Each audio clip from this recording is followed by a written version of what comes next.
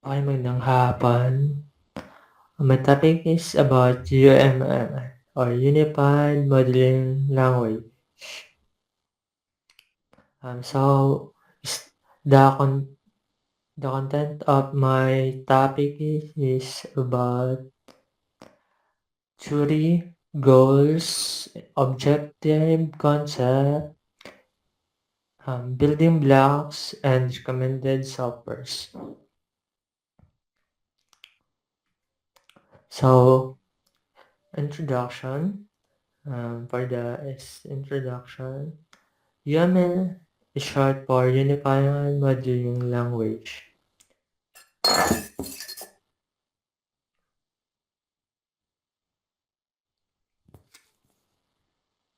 UML is not a programming language, but tools to design diagrams.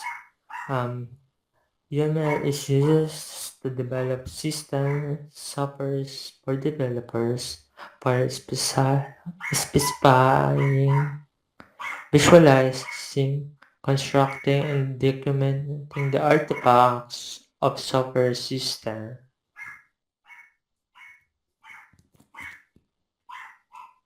YAML is the standard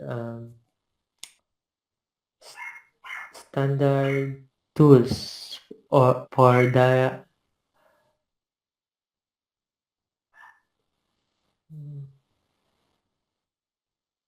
standard language for creating diagrams. For the introduction, what is UML? So UML stands for Unified Modeling Language. This is the standard for creating sets of diagrams to help system and software developers for creating, specifying, visualizing, and constructing and documenting their software systems. This is not only for the software developers. This is also used by different industries like businesses.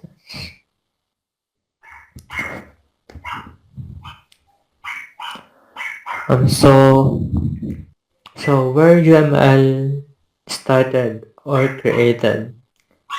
So UML is created by OMGG or the Object Management Group.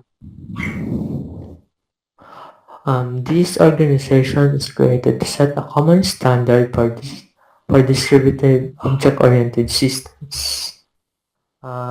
This the UMS created by this organization to specify a job to create business models for software systems and business processes. The first UML version is created on January 1997.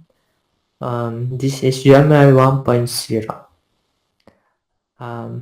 But in addition, this organization is created or established in 1989. So this is the organization create the UML standard or the Unified Modeling Language.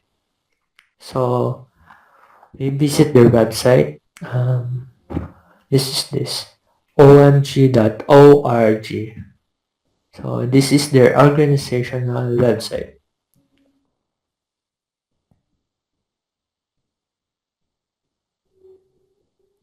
Okay, so to check the versions and the latest news about Jama, so we just visit their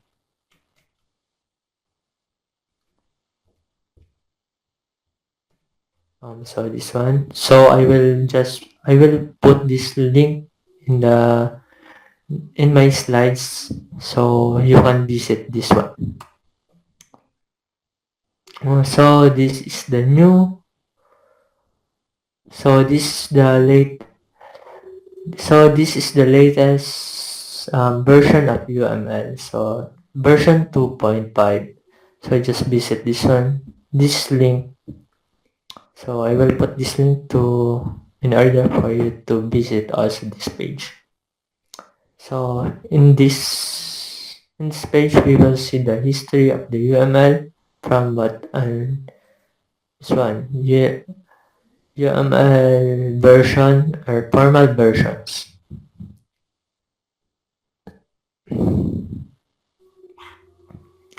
So here we can download your documents or the UML PDF versions. So this one is the UML files.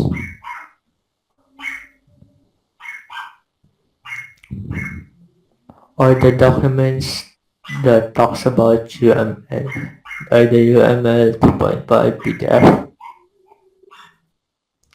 So this is a large file, so you need fast internet for this one, I think.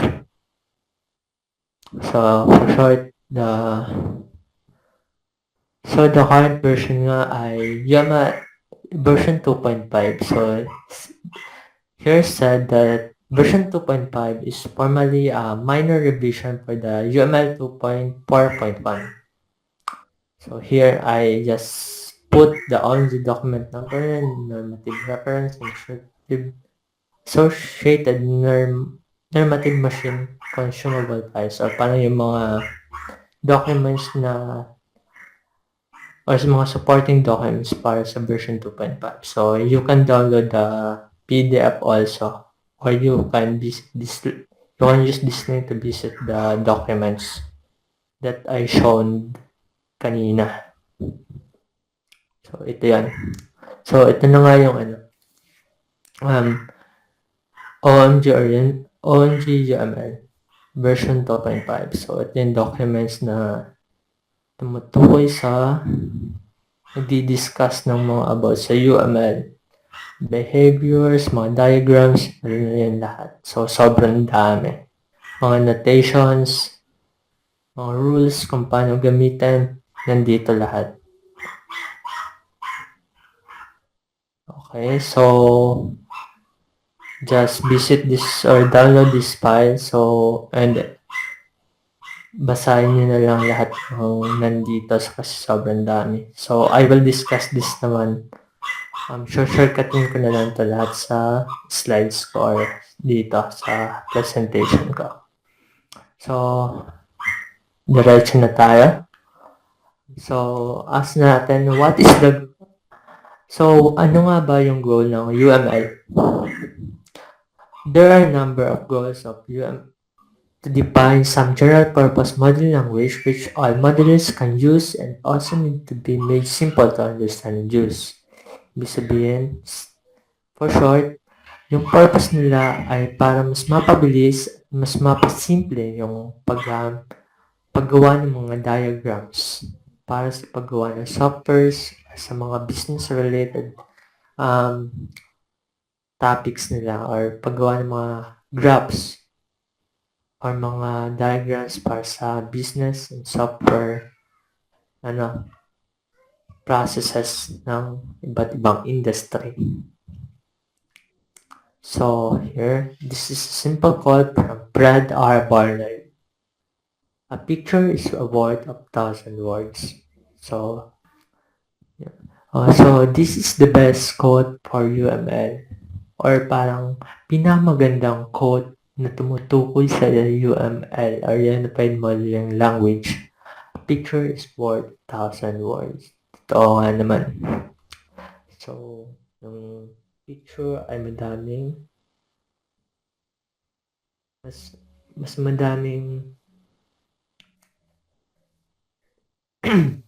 mas madaming natutukoy or mas madaming ibig sabihin yung picture kaysa sa isang salita. Okay, next is about object-oriented concept and OOAD or object-oriented analysis and design. So, the UML is a graphical language for OOAD, or analysis and design. They said that this is the blueprint to write a system. So, ito daw yung blueprint or a blueprint para gumawa ng system. So, sa next slides ko, maaalalaman natin kung anong ibig sabihin ng system blueprint sa UML. So, hindi lang naman blueprint yung nandito, kundi ito, UML sketching also. So, dito, there are two types of UML. UML sketching and UML blueprint. Here, UML sketching is a type of UML that major goal is to communicate idea for non-programming, for those who are not no idea about programming. So that's UML. UML sketching is aimed not to be specific.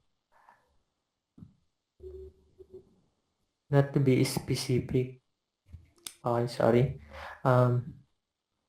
UML aim is not to be specific, but to get your basic ideas so that you know you really have an accomplishment this creation of the system.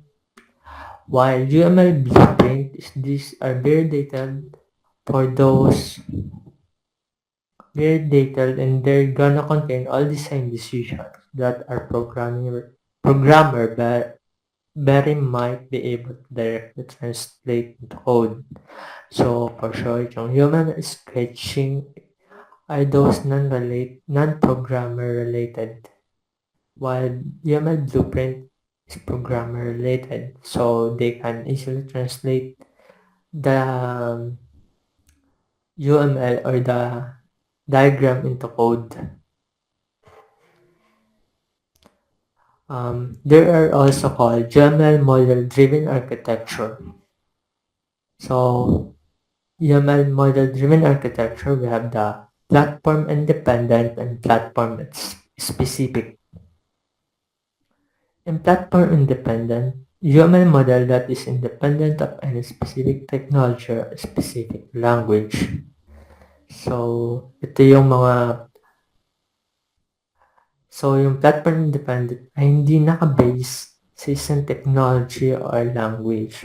Parang user kung yung mga ginagawa natin. While platform specific is a model specific to execute environment or a chosen programming language. Ito naman yung mga model or diagrams na pwede na naka-base sa environment programming language. For example, yung mga servers, for example, mga computers, networks, and servers, parang ganon. So, execution environment yan. So, yung choosing language naman is, for example, yung mga Java, Python, PHP, JavaScript, mga ganon, SQL. Yun yung mga platform specific. Yung naka-base sa yun yung platform specific, or yung platform UML naka-base, UML architecture na platform specific is naka-base sa mga language and environment. So, ganun. Sinasabi yung execution is yung mga tools, mga laptops, networks, ganun.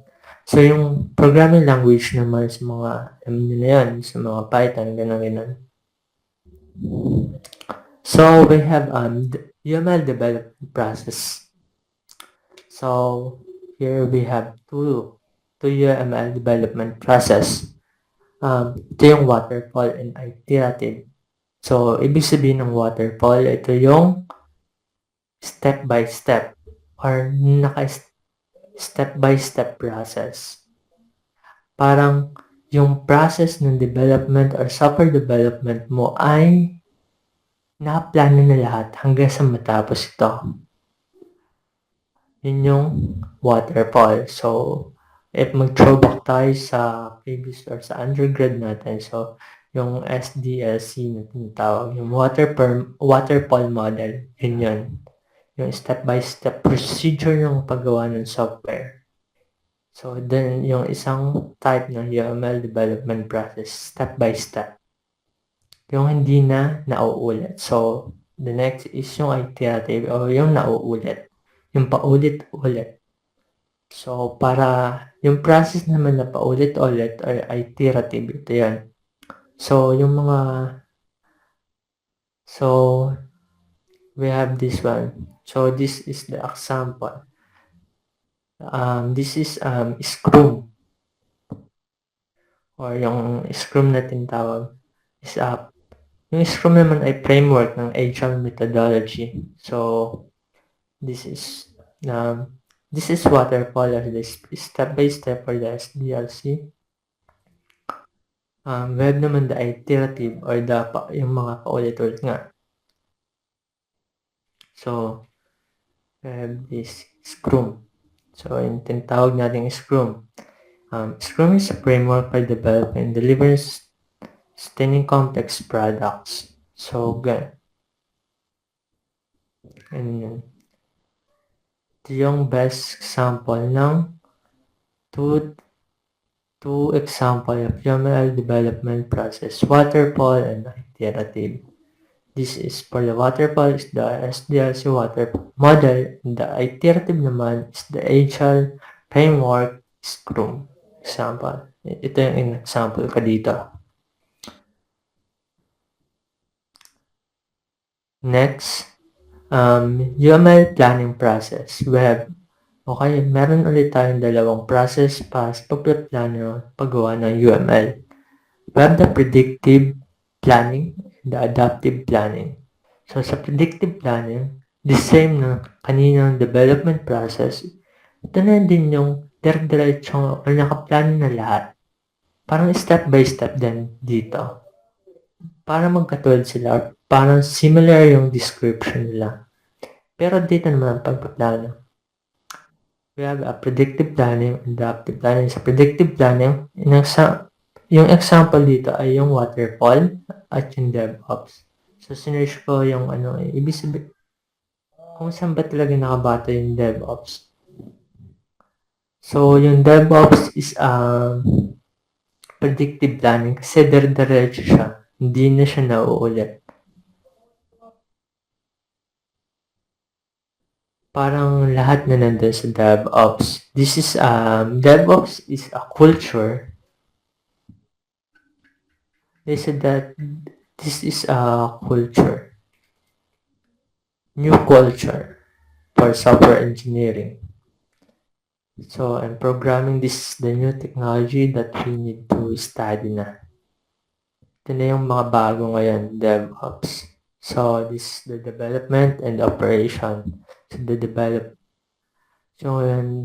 development and operation. So, this is the software related and the hardware related. So, next we have the Agile.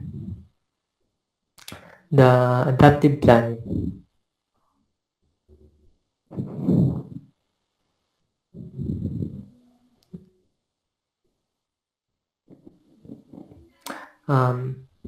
Okay. So, ito naman yung adaptive planning.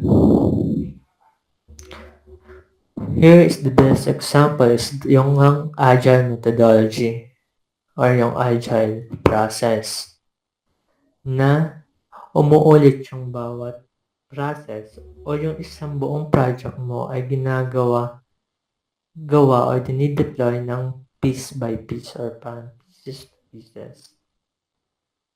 So, they said that if you can easily list your requirements and you're 100% sure that they're not going to change, use predictive model. But if you're probably guessing, use adaptive modeling. So, for short, kapag you're 100% sure na sa mga requirements or sa mga process mo, use the predictive modeling. While kapag nag-guess ka lang, use the adaptive planning model. Next, Next is the object-oriented analysis and design. So, this is an example of parang naka-based sa waterfall model or parang the same lang sa lahat. Naka-base sa lahat ng process. Kasi first naman talaga sa lahat ng kahit na mag-agile tayo, first is analysis, design, and implementation. So, lahat ng ganun. So, for sure, ano yan siya. Ito na yung the best example doon. So, saan ba papasok yung UML? So, papasok yung UML sa object-oriented design. So, after ng analysis, papasok na yung UML. Then, if ever na yung UML na ginawa natin ay blueprint, so, i-implement na yun using different languages. So, nakikita natin sa diagram, sa presentation ko, we have React, we have Vue.js, yes, we have Angular, etc. So, lahat ng JavaScript programming framework. So,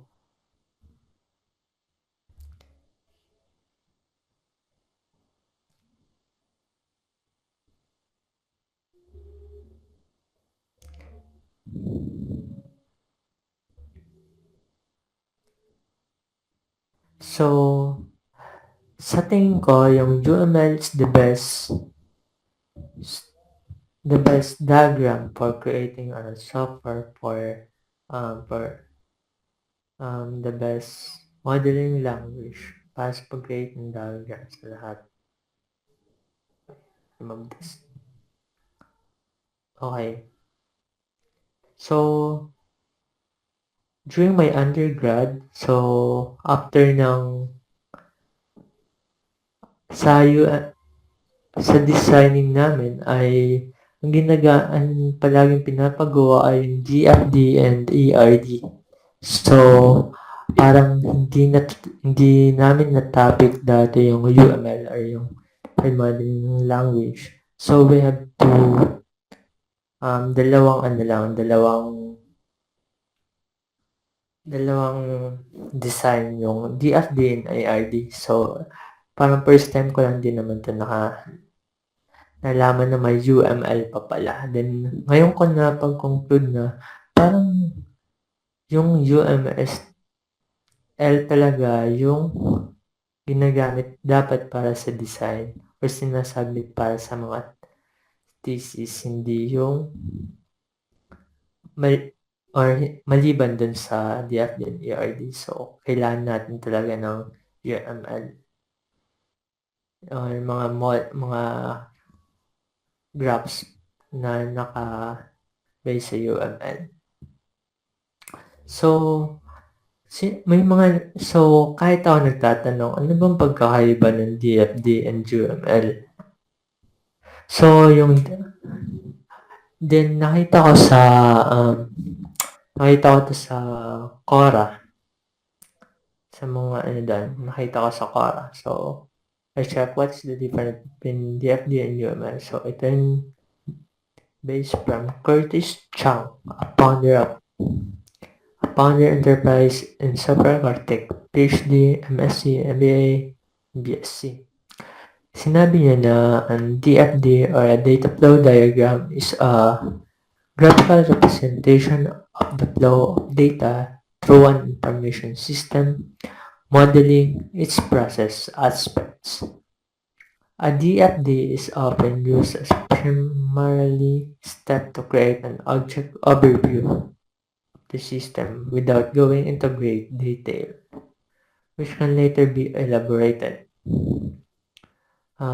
So, typically, UML is used for object-oriented system development, while DFD is used for functional decomposition approach and structural analysis and design. So, yung sinabi niya, sa lahat ng sinabi niya, yung UML daw ay ginagamit para sa system development. And yung DFD naman is used for system analysis and structure design. Yun yung pinaka-pagkaiba nila. So here, para ma-master mo yung UML or paggawa ng UML, we need these building blocks.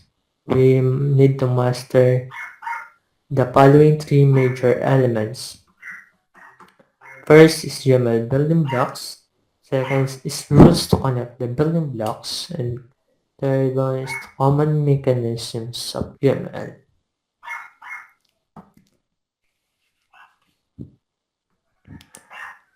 So this is the blocks. We have, so this one.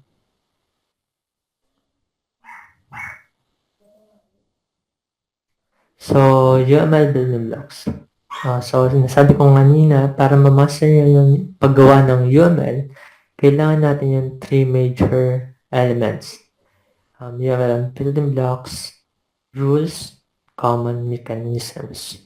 So this is the blocks na sinasabi. So sa blocks pa lang, madami na tayong kailangan matutunan. Ito pa lang yung unang bagay na kailangan nating ma-master.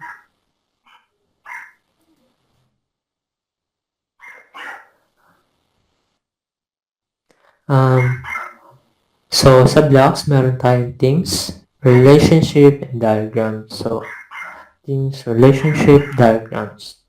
And under things, we have structural things, we have behavioral things, we have grouping things, we have annotational things.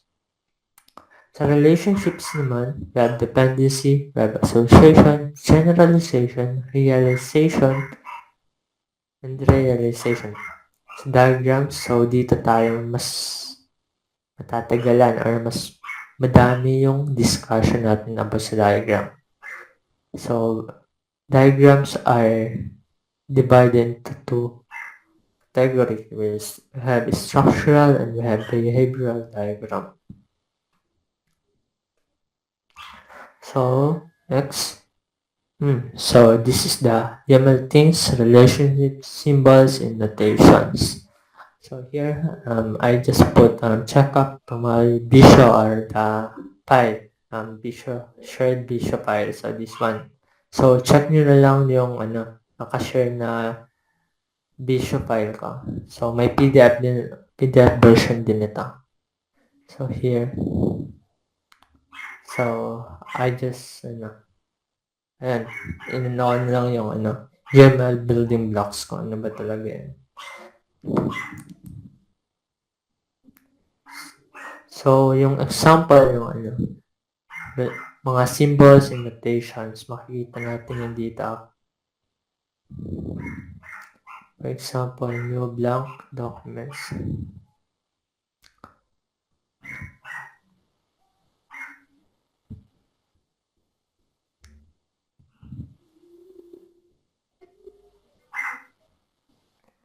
So, ayan.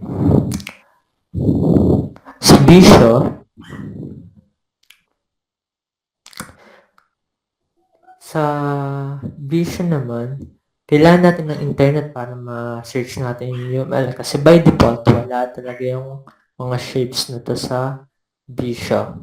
So, ito yan. So, search UML sa shapes. So, lalabas yung lahat ng mga sinasabi nating symbols and relationship and notations. Lahat ng yan ay nandito. So, ito ay naka-group sila based from their diagrams. So, yan. For example, sa activity diagram, ito topic natin ito mamaya. So, sa activity diagram, ito yung mga symbols, yung mga notations niya. Ayan, madami. Ito yung mga notations na ma-encounter natin kapag gumawa tayo ng UML diagrams. Madami siya. So, ito yung sa Visio. Microsoft Visio. So, in addition pala, para makakuha kayo ng free na Microsoft Visio. So, wait lang. Punta tayo sa punta na lang kayo dito sa blog ko. So, ito. Install, activate. Legally yun, volume license. So, legal to. Yan. Click nyo tong link na to para makakuha kayo ng Microsoft Visio. Yan. Then, nandito na din yung mga pang-activate nyo. Gagawin mo na siyang bot file. Yan. So, para may magamit kayo paggawa ng UML. Pero kailangan yung internet din. Okay? So, meron din tayong online sa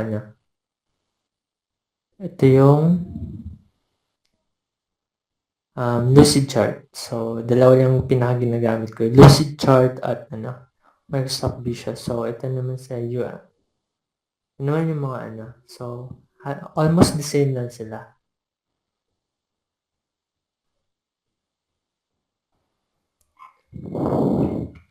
Ayan, yung mga symbols, notations ng graphs. So, ito yung mga ma-encounter natin. Okay, the same naka-group sila ng by diagrams. So, diretso na tayo. Next is, okay, ito naman. So, after ng mga symbols, notations, we have diagrams. Ito yung UML diagram type. So, sinasabi nga yung UML diagram ay divided into two. We have structural diagrams and behavioral diagrams. So, sobrang lawak ng topic ng UML. So, we have first, we have structural diagrams. Under structural diagrams, we have composite structure diagrams, we have deployment, we have package diagram, we have profile, we have class, we have object, we have components. So, ito yan, sobrang dami. Makikita natin yung difference ng dalawa, ng behavioral and structural design parang sa next slides ko. So, dito, pinakita ko na yung parang tree. Family tree nila. So, next, and under the behavioral diagrams, we have activity, use case, state, machine, and interaction. Then, under interaction diagrams, madami pa tayong diagrams. So, mga diagrams na under interaction. Parang mother and child, ganun. Yung diagram nito. So, under interaction diagram, we have sequence, communication, interaction overview, and then timing. So, yan. Ito may encounter natin ng mga diagrams sa next slides. Next, ito na nga yun.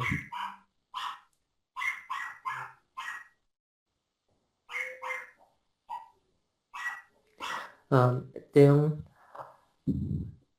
definition of structural diagram. The structural diagram represents the static aspect of the system. The static aspect represents those parts of the diagram which forms the main structure and are therefore stable. So, ito yung hindi gumagalaw. Ay mga stable na structure o parang yung mga ito yung diagram, yung mga diagram ito ay gumagawa ng mga static na sa structure diagram, yung mga diagram na ni-describe yung mga static aspect. Parang hindi kumikilos or hindi nagbabagong aspeto. Next, we have behavioral diagram naman. So, we have, by definition, any system can have two aspects, style and dynamics. So, a model is considered complete when both the aspects are fully covered. So, behavioral diagram basically captures the dynamic aspect of the system. Dynamic aspect naman, further is changing, moving up the system. So, yun nga, yung hindi nagbabago yung state. Ito naman yung palagi nagbabago, may kilos.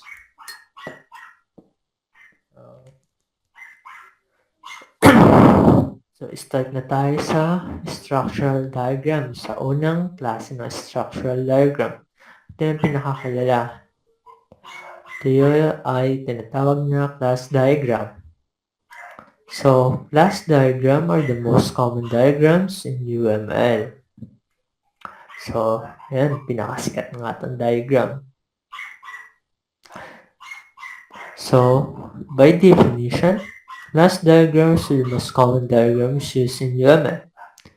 Class diagram consists of classes, interface, associations, collaboration, and collaboration. Class diagram represent the object-oriented overview of the system, which is static in nature. So gagawin ko, after yung slides, papakita ko yung example ng mga diagrams. So, sa vision na sinend ko sa inyo or sa shared vision file ko, nandun yung mga examples ng mga diagrams. Una, ito ay ang class diagram. So, dito, example dito ay yung ATM system. Class diagram of ATM system. So, we have the bonds, we have the ATM. Ito yung bond transaction ng ATM system. So, ibig sabihin, tatawag ko na ng basic dito. Ito yung process. So, search natin yung class. Ito yung tinatawag na class.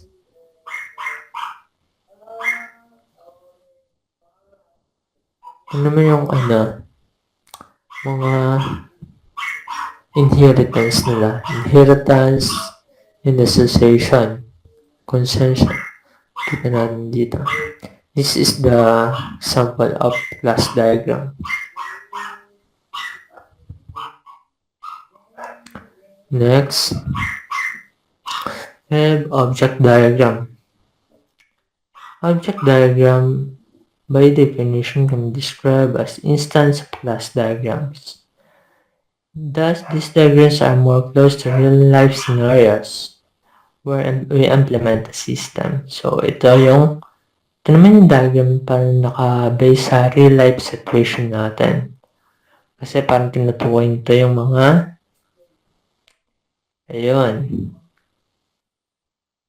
mga totoong tao, mga totoong bagay.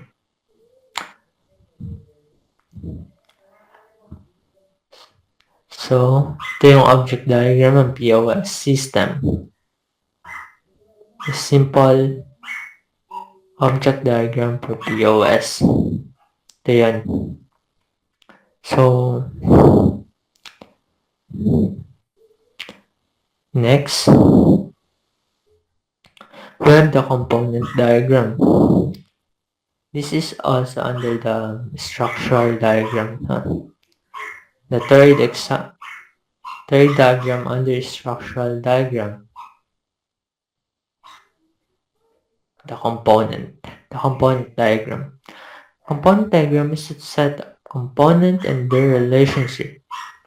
This component consists of classes, interface, or collaboration. For example, tayo naman yung example ng component diagram. Ayan. This is an example component diagram of order management transaction.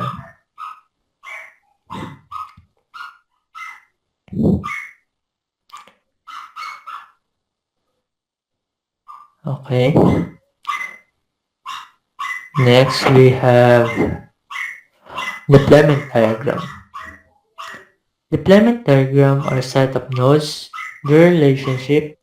These nodes are physical entities where components are deployed. So, ito yung mga physical or mga bagay na nakikita natin. Physical eh. For example, the best example nito ay yung ayan. Ito yan. The server sa website. At the web server, we have the database server, and they have the user client. So, ito yung browser natin. Sa example, ito yung browser niya. Ayan, website, server, DB server, and the user client, the browser. So, this one. So, madami pa example ng deployment diagram. Next one, we have the profile diagram.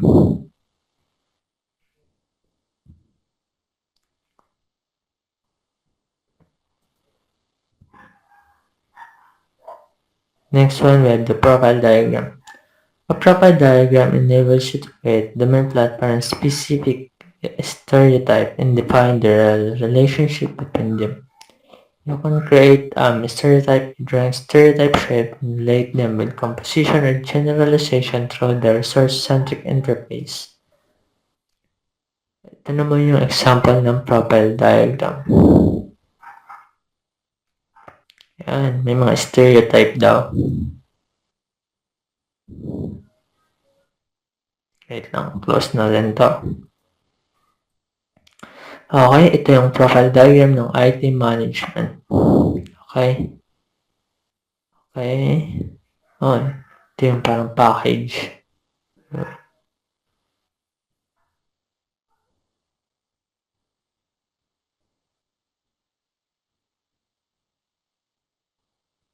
Okay. This is the example of profile diagram of IT management.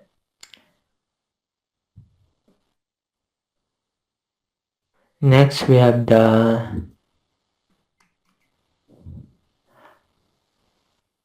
composite structure diagram. Composite structure diagram by definition is a new artifacts added. So added after ng update, parang ganun. Composite structure diagram is similar to class diagram and is a kind of component diagram mainly used in modern system at micro point of view. But it depicts individual parts instead of whole classes. So, check natin yung example ko ng composite structure diagram. Yun. So, this may example pala nung composite diagram basic PC. So, sa PC talaga. So, ito yung mga So, yun. Sa sample na ito, makikita natin yung isang PC kung paano mabubuo. Basic PC, we have the DVD. So, we have the PS or the power supply. We have the hard disk or storage, hard drive. We have the CPU. We have the memory. We have the CPU, memory, and the motherboard. So, lahat nito ay nakakonek sa motherboard. So, this is the basic example of composite diagram, basic PC. Next. Next, parang last na to. Yung sa package diagram. Package diagram is a UML structure diagram which shows packages, dependencies between the packages. Model diagram allows to show views of system.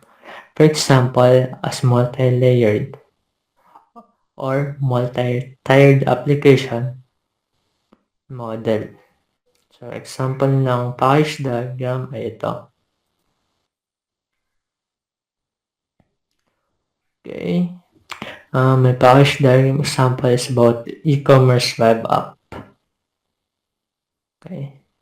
So, pa-check na lang ng visual file ko.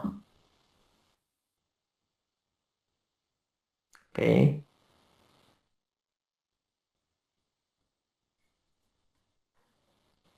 Okay? Tapos na tayo sa structure diagram. Next, punta naman tayo sa behavioral diagram. So, sa first example ng behavioral diagram, we have the use case diagram.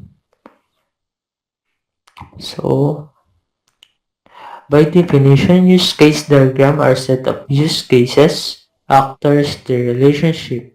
They represent the use case view of the system. So, parang ito yung pinakamadaling maintindihan sa lahat ng diagram na nandito sa UML. So, may example ng use case diagram ay yung sa banking app. Ayun. So, yung use case diagram, they were composed of actors, process, and mga mga comments. So, this is the actors. Wait now. Hanapin natin yung mga symbols and notations para sa use case diagram. So, ito yung pinamadali sa lahat ng diagram sa UML. Ayun. So, we have the actors, the use cases. This is the subsystem. We have the general mga symbols. We have association, dependencies, generalization includes. So, yung reference ko ay nandito. So, ito yung pinamadaling So, sa example na to, the banking app. The next example is use case diagram of ATM. So, this one.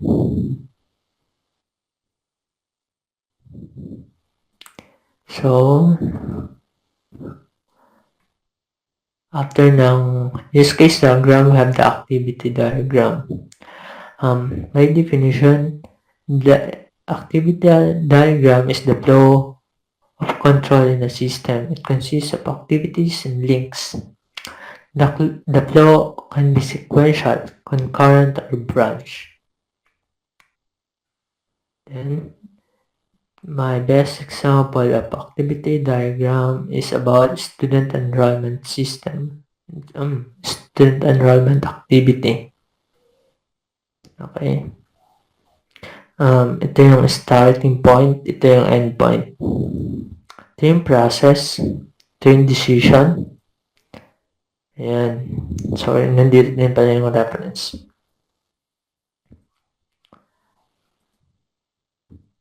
So, ito yung dalawa sa pinakamadaling maintindihan sa UML, yung use case and activity.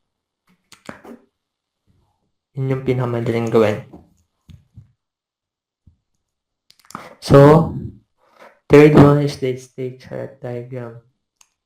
State chart diagram is any real-time system is expected to be reacted by some kind of internal or external events. These events are responsible for state change of the system. So, a state chart diagram is used to represent the event-driven state change of the system. So, ito naman yung di-describe sa pag nagbabago ito naman yung chart na nagdi-describe kung kapag nagbabago na yung takbo ng system. So, this is the example of the state chart diagram. So, we have is parang initial state or parang dito mag-i-start. Initial state yung tawag. Kapag naman dalawang bilog, ibig sabihin yun yung final state. So, this is the example of my state chart diagram of auction process. Ito yung the best example ng state diagram. Pero magbabago ito kapag ginamit naman natin sa software development. Ibang pero ganito din naman yung itsura. Pero mas complex, mas komplikado. Okay? So, next, we have the interaction diagram. An interaction diagram is a type of UML diagram that use to capture the interactive behavior of the system. Interaction diagram focus on describing the flow of messages within the system, providing context for one or more lifelines. Okay? So, ito naman yung diagrams na describe na interaction sa system mo. So, for example, okay, wala. Okay, wait lang. Okay. Okay. Yung interaction diagram ay divide into four main diagrams pala to, kaya wala pala din 6. Okay, kaya pala wala dito sa example ko. Okay, this is divided into 4 types diagram. Yung interaction diagram ay may 4 na klase. So, this is the first one of interaction diagram is the sequence diagram. Yan. A sequence diagram is an interaction diagram. From the name, it is clear that the diagram deals from the sum sequence, which are sequence of message flowing from one object to another. So, this is the definition of sequence diagram. So, tingnan natin yung example ko dito. So, my example is about a sequence diagram of bank transaction. So, ganito yung itsura ng bank ng sequence diagram. Excuse me. Okay. Next. I have the communication diagram. Communication diagram formerly called the collaboration diagram. So, pag nag-search ako nito kasi madaming So, after pala ng update or upgrade ng YAML versions, nagbago yung tawag sa collaboration diagram. Tinawag nila itong communication diagram. So, baka malito kayo. So, this is another form of interaction diagram represent the structural organization of the system and the message sent or received. Structural organization consists of object and links. So, ito naman yung example ng communication diagram. Communication diagram example of student management system. O, simple lang to. Simple yung itsura. Pero parang hirap. Okay?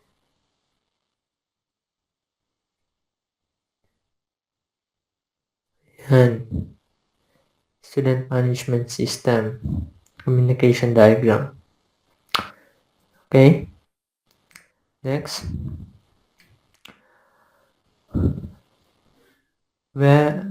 Next is we have the interaction overview diagram.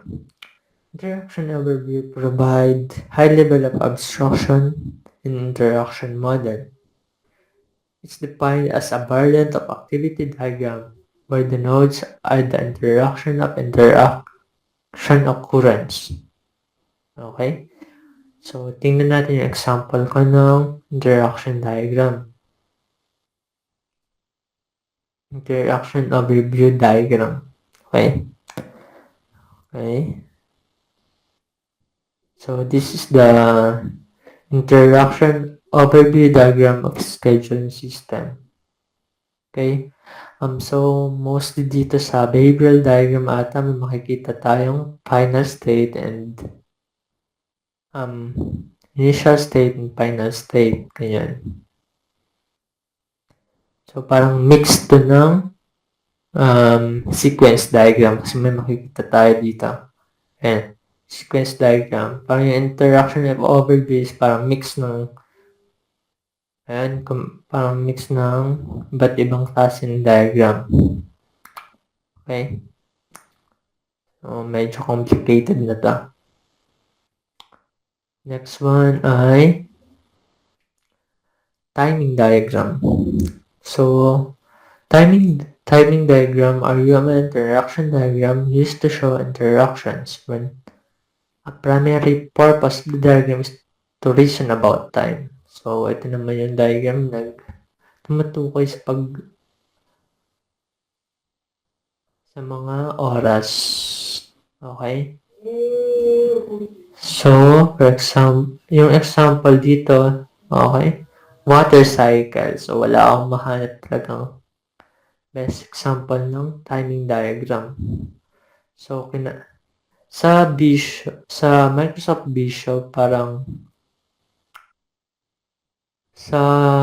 Visio, yung timing diagram ay mahirap gawin. So, tingnan natin tingnan natin dito. Tingnan ko, mahirap gawin yung timing diagram sa Visio.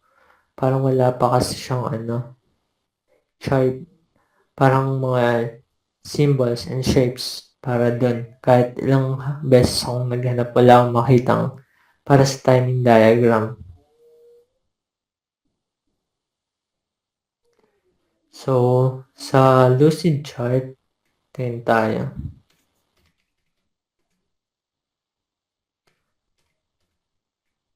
Okay. Wala din kahit sa UML cases, wala dito. So, pakita ko na sa inyo yung example ng timing diagram.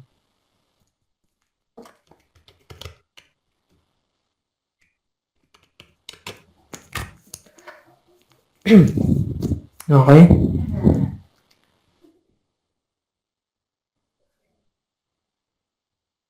So, parang ganito yung mga example na timing diagram. Ay,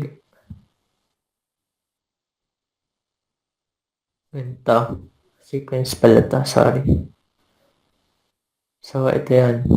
Yung timing diagram. Sample. Timing. Okay. So, na-try ko siya sa Visio. Mahirap siyang gawin. So, sa tingin ko wala pang dito. So, parang suggested ko sa lucid chart, wala din. So, update nyo lang kayo kapag minahan pang best software para sa timing diagram. Okay? Okay? Okay. Tanong dito, what is the best software for this? What is the best software for UML? So, ito yung suggestion ko. So, we have Microsoft Visio and Lucid Chart. So, yung Microsoft Visio ay okay.